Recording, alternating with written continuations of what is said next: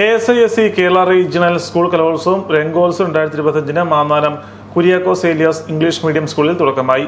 6 സോണുകളിലായി നടന്ന മത്സരങ്ങളിൽ വിജയിച്ച 2000-ലധികം വിദ്യാർത്ഥികളാണ് 2 ദിവസത്തെ കലാമേളയിൽ പങ്കെടുക്കുന്നത്. ASISC Kerala region president father Silvy ആന്റണിയുടെ അധ്യക്ഷതയിൽ ചേർന്ന സമ്മേളനത്തിൽ ചലച്ചിത്ര നടനും തിരക്കഥാകൃത്തുമായ ഡോക്ടർ റോണി ഡേവിഡ് വിശിഷ്ടാതിഥിയായിരുന്നു.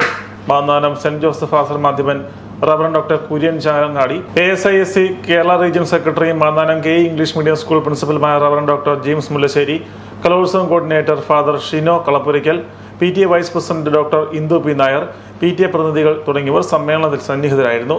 10 വേദികളിലായി വിവിധ കാറ്റഗറികളിൽ 53 വ്യത്യസ്ത മത്സരങ്ങളാണ് നടക്കുന്നത്.